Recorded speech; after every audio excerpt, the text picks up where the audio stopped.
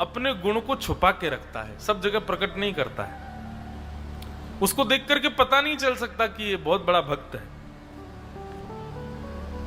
सामान्य सी वेशभूषा धारण करेगा, सामान्य वस्त्र पहनेगा, सामान्य सा दीन बनकर के रहेगा, उसको देख के कोई कह ही नहीं सकता कि इसके अंदर कोई गुण होगा। ये भक्त का स्वरूप होता है। तो श्री माधवदास जी महाराज परम विद्वान थे। एक काशी का बहुत बड़ा विद्वान, वो सब जगह जाता और सब जगह जाकर के विद्वानों को हरा देता, परास्त कर देता। काशी में आकर के उसने सब विद्वानों से कहा कि मुझसे बड़ा कोई विद्वान नहीं है। अब मैंने इतने लोगों को हरा दिया, ये सारी मेरी पर्चियां हैं, इतने लोग। अच्छा, वो जिसको हराता था उस विद्वान से पत्र पर लिखवा देता था कि अमुक स्थान पर, अमुक समय पर, अमुक अमुक तिथि के दिन मैं इनसे हार गया, ये मुझसे जीत गए। तो बहुत सारी ऐसे पर्चे लेके चलता था साथ में। कहीं कोई व्यक्ति किसी जगह के विद्वान का नाम बोलता तो उसी का पर्चा निकलता, देखो ये हारे हैं मुझसे। किसी एक भक्त ने उनसे कह दिया, बोले कि हम तब माने कि आप जगन्नाथपुरी जाकर के माधवदास को हरा के दिखाओ।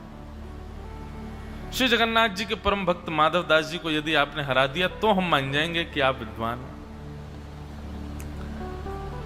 तुरंत निकल पड़े जगन्नाथपुरी के लिए और श्री जगन्नाथपुरी में माधवदास जी की कुटिया में पहुंच गए।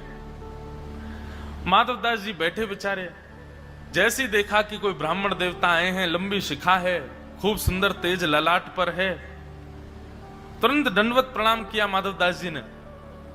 ब्राह्मण ने आकर के कहा, अरे प्रणाम मत करो, जल्दी अपने स्वामी को बुलाओ। माधवदास जी बोले, मेरे स्वामी तो अंदर मंदिर में बैठे हैं जगन्नाथ जी। बोले, नहीं, उनकी बात नहीं कर रहा हूं, मैं बात कर रहा हूं परम विद्वान श्री माधवदास जी महाराज। माधवदास जी बोले, परम विद्वान माधवदास जी तो यहां नहीं है, केवल माधवदास यहां रहता है। बोले, अच्छा ठीक है, वही माधवदास कहां है, उसको बुलाओ। बोले, मैं ही हूं महाराज, दास तो मैं ही हूं, माधव मेरा ही नाम है माधवदास। कैसे भक्तों की कभी कभी वार्ता सुनकर के इतना आनंद आ जाता है। हमारे ब्रज के अष्ट सखाओं में गोविंद दास, वो गुसाई जी के शरणागत हो गए। 2-3 वर्ष बाद उनके गांव के लोग मिलने के लिए आए तो पहले उनका नाम गोविंद स्वामी था। दीक्षा लेने के बाद उन्होंने अपना नाम गोविंद दास कर लिया।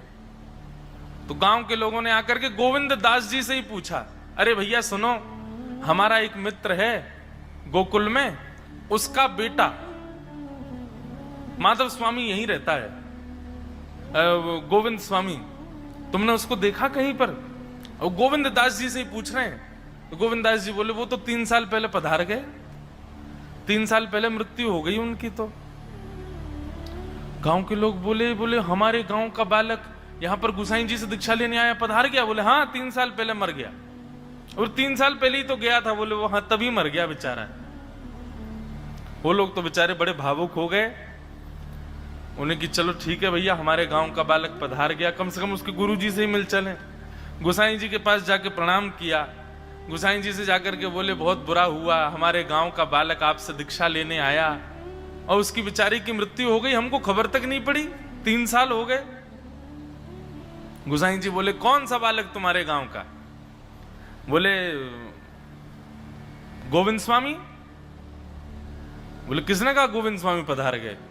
अरे वो जमुना जी के पास छतरी के नीचे एक व्यक्ति बैठा था, वो कह रहा था वो तो पधार गए। बोले, वो स्वयं गोविंद स्वामी ही तो हैं वो ऐसा कैसे कह रहे हैं कि वो पधार गए? रुको अभी बुलाता हूं। बुलाया उनको पास। बोले, ए भाई सुनो, ये तुम्हारे गांव के लोग आए, तुमने इनको ऐसा क्यों कहा कि गोविंद स्वामी पधार गए? तो गोविंद स्वामी कहते हैं, बोले, भगवान दीक्षा लेने से पूर्व गोविंद स्वामी था, पर आपकी दीक्षा अनुग्रह प्राप्त करने के बाद मैं गोविंद दास बन गया हूं। अब ये लोग परिचय गोविंद स्वामी का पूछ रहे हैं, वो तो 3 साल पहले पधार गया, अब तो गोविंद दास जीवित है। कितनी दीनता बंधुओं, भक्ति का प्रमाण ही है दीनत्व। यदि आप दीन नहीं बने, ज्ञानी बन गए, बहुत बड़े तपस्वी बन गए, बहुत बड़े योगी बन गए, लेकिन दीनता नहीं आई ना चित्त में, क्षमा करें, आपके पास जो आया है वो परिपूर्ण नहीं आया, वो सामान्य आ गया आपके पास। परिपूर्ण तब जानो जब दीनता संग लावे। आपको सहज बनना, सरल बनना, दीन बनने में सुख लगे, किसी के आगे ज्यादा अपने आप को आडंबर युक्त करके रखना, ऐसी आपकी मनस्थिति ना रहे, ये भाव। तो श्री माधवदास जी चरणों में लेट गए, बोले कि जय हो भगवान, मेरे घर आज विप्र पधारे हैं। बोले अच्छा तुम ही हो माधवदास? बोले हाँ, आओ चलो शास्त्रार्थ करो हमसे, हमने सुना तुम बड़े विद्वान हो।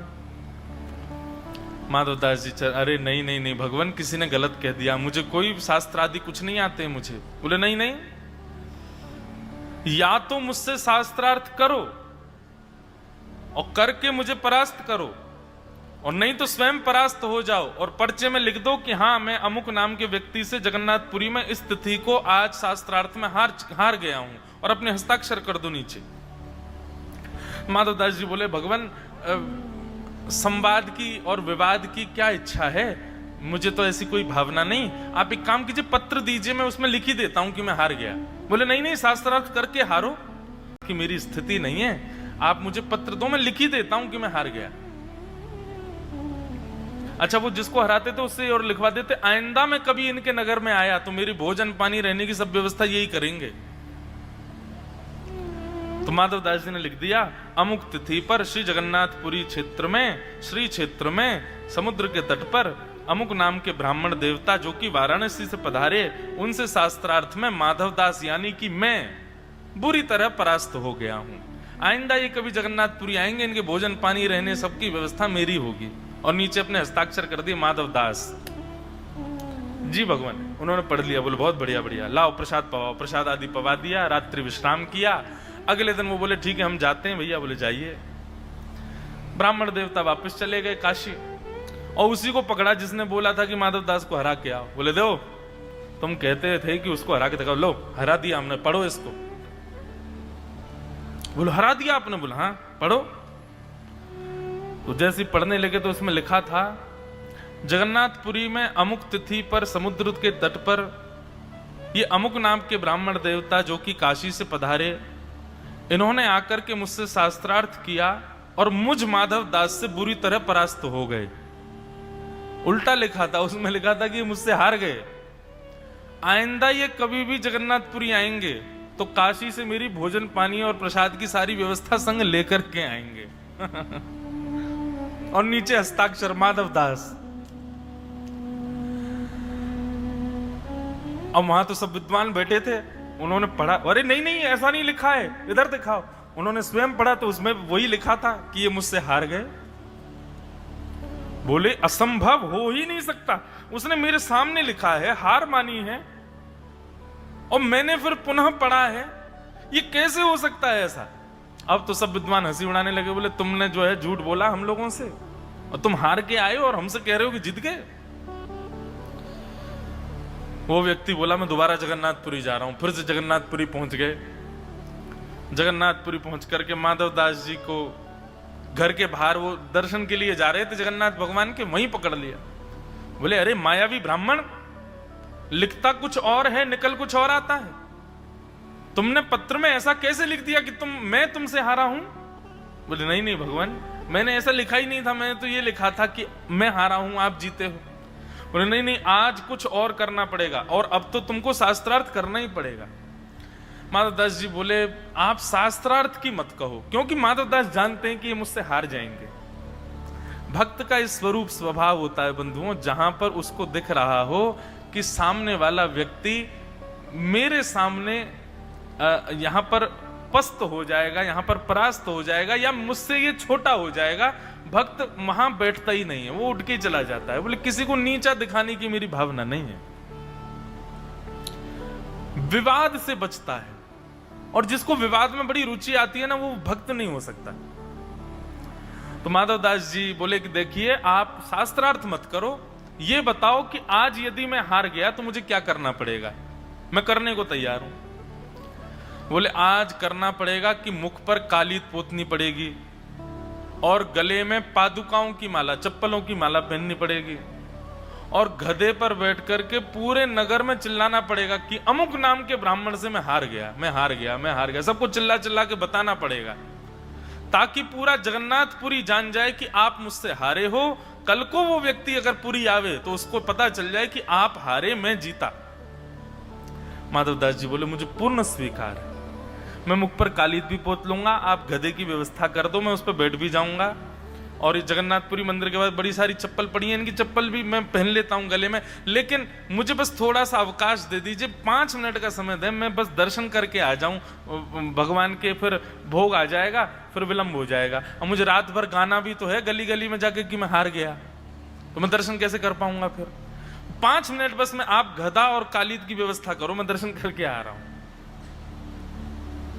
ब्राह्मण देवता एक गधा ले आए, बाल्टी भर के काली स्याही ले आए, चप्पलों की माला बना दी और द्वार पे ही खड़े हो गए। जगन्नाथ जी को बोले निकल के आएगा, इसको पहना के घुमाऊंगा। माधवदास जी तो अंदर दर्शन कर रहे थे। श्री जगन्नाथ प्रभु, माधवदास जी का नियम था जैसे ही वो मंदिर में जाते थे, बंधुओं इतना सुंदर चरित्र है माधवदास जी का कि जगन्नाथपुरी में जैसे ही मंदिर में माधवदास जी प्रवेश करते और ब्रह्म वेदी पर बैठे श्री जगन्नाथ जी झूमने लग जाते उनको देखते ही। अलग ही दर्शन होता, बलभद्र सुभद्रा सीधे खड़े हैं और श्री जगन्नाथ जी धीमे धीमे झूम। भाग्य माधवदास का। बंधुओं ये कल्याण का मार्ग है। हमें ठाकुर जी प्रिय लगे नहीं, ठाकुर जी को हम प्रिय लगे, हमें देख करके वो प्रसन्न हो जाएं। माधवदास को देख करके श्री जगन्नाथ जी झूमने लग जाते थे। माधवदास जी दूर खड़े थे, बोले भगवान आज थोड़ा जल्दी जाऊंगा मैं दर्शन करके। भगवान बोले क्यों? बोले एक ब्राह्मण देवता है, उनका सत्कार करना है और उनके सत्कार के लिए पूरे नगर में भ्रमण करना है मुझे, इसलिए मैं जल्दी जाऊंगा। भगवान बोले नहीं नहीं सुनो, अभी उनको गधा मिला नहीं है, तुम खड़े रहो दर्शन करते रहो। जबकि उनको गधा मिल चुका था, लेकिन भगवान की लीला कुछ और है। यहां माधवदास से कहा कि तुम खड़े रहो दर्शन में, और स्वयं माधवदास का रूप धारण करके श्री जगन्नाथ भगवान मंदिर से निकल के बाहर आ गए। और वहां तो भीड़ खड़ी थी महाराज, चारों तरफ हजारों लोग खड़े थे। माधवदास जी जैसे निकल करके आए, ब्राह्मण देवता ने माला उठाई, बोले आइए पहन लीजिए इसको। अब माधवदास थोड़ी थे, वो तो जगन्नाथ जी थे। उन्होंने कहा माला नीचे धरो, पहले सुनो, बैठो यहां पे, हमसे शास्त्रार्थ करो। बोले तुम तो बोल रहे थे बिना शास्त्रार्थ के हार मान लूंगा। बोले अब मेरा मन बदल गया, जगन्नाथ जी को देख करके मेरे मन में आया कि ऐसे कैसे बैठ जाऊं मैं गधे पे, मैं तो पहले शास्त्रार्थ करूंगा, उसमें अगर हरा दिया तो बैठूंगा।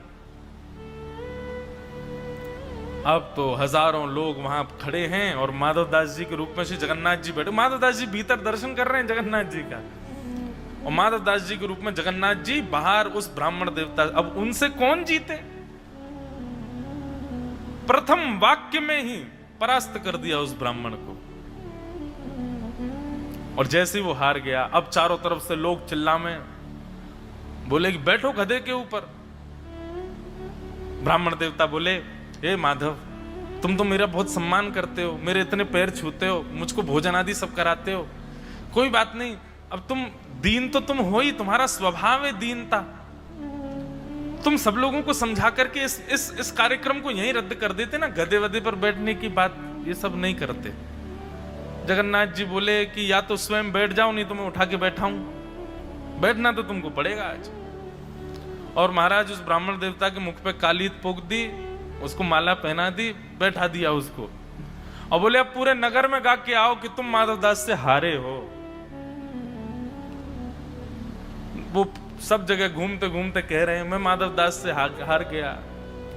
परम वीतराग विप्र, परम विद्वान श्री माधवदास जी से मेरी हार हो गई है, भैया मैं हार गया हूं।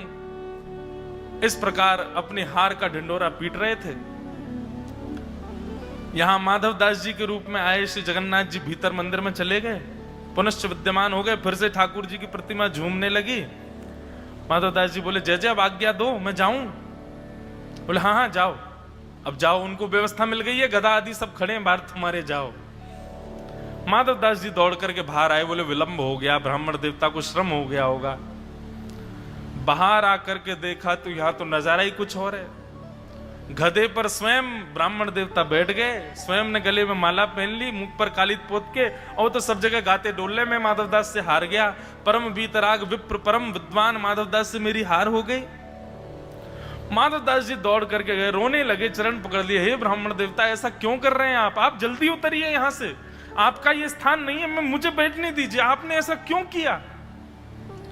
ब्राह्मण देवता रोने लगे, चरणों में गिरे, बोले मुझे क्षमा कर दो, मैं आपके योग्य नहीं हूं भगवान, आप अब दीनता मत दिखाओ, मैं समझ गया हूं आप कौन हो, आप तो परम विद्वान हो, साक्षात शिव हो, साक्षात ब्रह्म हो, साक्षात नारायण हो आप।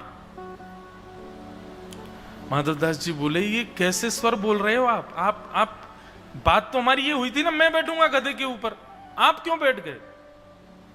अरे भगवान अब क्या करना चाहते हो, आपने हरा दिया, अब और कहो तो मैं समुद्र में जाके प्राण त्याग दूं, आपने हरा दिया मुझे तो मैं स्वीकार किया ना, मैं घूम रहा हूं सब जगह।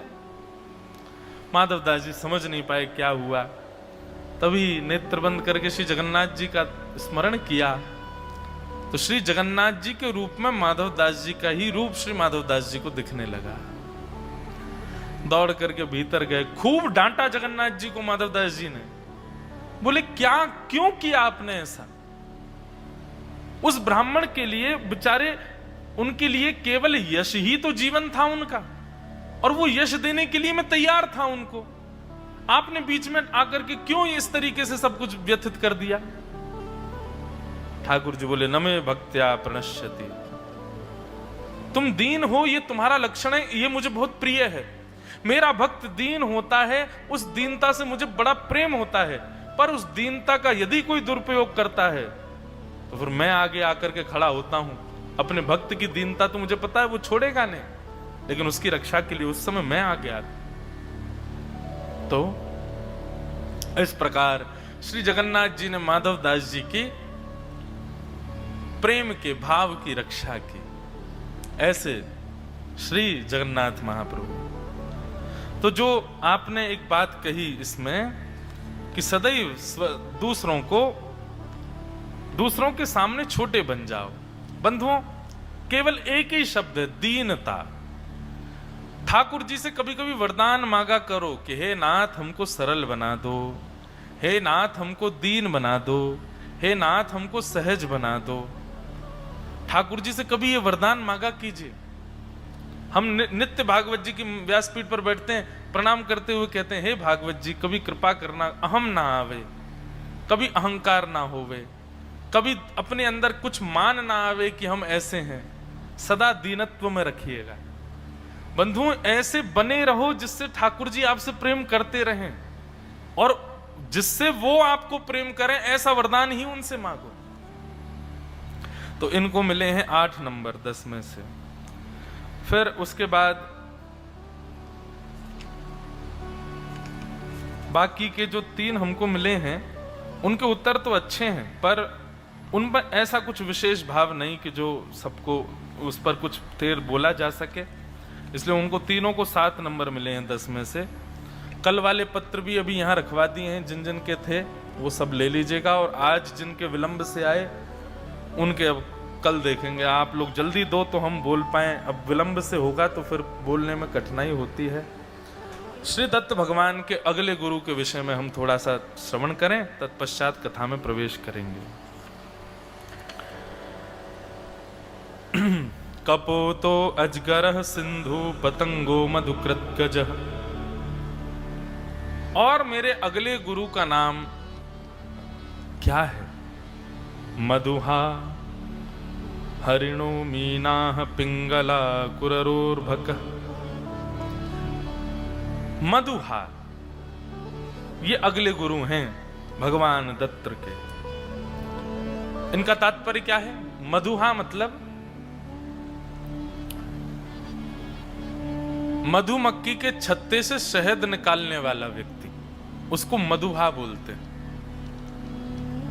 दत्त भगवान कहते हैं मैं एक बार विचरण कर रहा था वन में, तभी मैंने देखा कि एक मधुमक्खी का बहुत विशाल छत पर एक दिन में उसी मार्ग से निकल रहा था राजन, 4-5 दिन तक तभी मैंने देखा कि एक मधुमक्खी के छत्ते को और हाथ में और कई सारे आयुधों के साथ में, और उसके पूरे मधु को एक जगह निकाल करके एक व्यक्ति संपूर्ण मधु को लेकर के जा रहा था।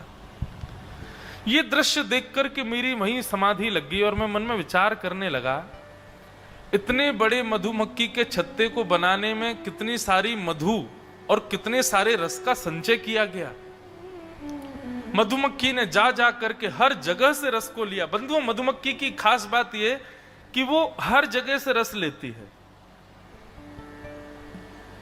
हर जगह से रस लेती है। गंदगी से भी रस ले जाती है, मिट्टी से भी रस ले जाती है, पत्तों से भी रस ले जाती है, पुष्पों से भी रस ले जाती है, सब जगह से रस ले जाती है और जाकर के तब मधु का निर्माण करती है। परंतु राजन, मेरे चित्त में एक भाव आया कि उस मधुमक्खी ने अर्जित किए हुए सब भावों को केवल और केवल संग्रह किया और संग्रह करती गई, उसका उपभोग नहीं किया या उसका दान नहीं किया। इसलिए मैंने क्या देखा कि एक समय आने पर, एक दिन आने पर किसी अन्य व्यक्ति ने बिना किसी अथक प्रयास के उसके संचय किए हुए मधु का हरण कर लिया और वो मधुमक्खी कुछ ना कर पाई। शहद निकालने वाले को अपना गुरु बनाया। उससे मैंने यह सीखा कि जीवन में किसी भी वस्तु का संग्रह मत करो। जो मिल जाए, जो प्राप्त हो, यदि वो योग्य है तो उसका तुरंत जीवन में समन्वय करना चाहिए। संग्रहित करने से सदा हम इस भय में भी रहते हैं कि जो मैंने संग्रह किया है कहीं ये कोई ले ना जाए, कहीं इसका कोई हरण ना कर ले। और फिर नित्य भावना मन में आती है कि कल इसका उपभोग करूंगा लेकिन थोड़ा सा और बढ़ा लूं, कल इसका उपभोग करूंगा थोड़ा सा और बढ़ा लूं। संग्रहित वस्तु देख करके और बढ़ाने की इच्छा पैदा होती रहती है और वही एक दिन इतना हो जाता है कि एक दिन आकर के उसका कोई हरण कर लेता है। इसलिए मेरे अगले गुरु का नाम है मधुहा। अब यहां पर बंधुओं, आप एक काम कर सकते हैं, जरूरी नहीं है कि आप गुण ही बताओ। जैसे कई बार हम सीखते भी हैं ना किसी के द्वारा की गई क्रिया से। मधुमक्खी के संग्रह के भाव से, संग्रह से हमें कैसे बचना चाहिए या संग्रह के और क्या क्या दोष होते हैं, इस पर आप चिंतन कीजिएगा कल। अब थोड़ा सा आगे के प्रश्नों में थोड़ा बदलाव आएगा कि अब आपको उस, अगर व्यक्ति विशेष को गुरु मान रहे हैं दत्तात्रेय भगवान, तो उस व्यक्ति विशेष के बारे में बताना है। लेकिन व्यक्ति के द्वारा की गई किसी क्रिया को गुरु बता रहे हैं तो उस क्रिया से हमको क्या मिलता है और क्या नहीं करना चाहिए, ऐसे भाव आप लिख करके लाएंगे। तो कल के प्रसंग, आज के गुरु जो है मधुहा, इसमें कल जो आप लोगों को गृह कार्य करना है वो यह करना है कि संग्रह के दोष क्या होते हैं और संग्रह से कैसे बचना चाहिए, या फिर संग्रह हुए ज्ञान हो, चाहे धन हो, चाहे जो भी है, उसका किस प्रकार सदुपयोग करना चाहिए। 3 पॉइंट जिसके होंगे मैं उसी का ही उत्तर बोलूंगा। संग्रह का दोष क्या है, संग्रह के स्वरूप क्या क्या होते हैं और संग्रहित भाव को किस प्रकार प्रयोग में लिया जा सकता है। कल संग्रह के विषय में आप लोग चर्चा करेंगे तो फिर हम उस पर अपना जो भाव आएगा उसको कहेंगे। अवधूत चिंतन श्री गुरुदेव दत्त। ऐसे अवधूत श्री दत्त भगवान को हम बारंबार प्रणाम करते हैं। तो इस प्रकार दत्त भगवान के गुरुओं के विषय में चर्चा चल रही है। अब आइए, आज के प्रसंग में हम लोग कपिल देवहूति संवाद चल रहा है। माता देवहूति भगवान कपिल से प्रश्न कर रही हैं, जो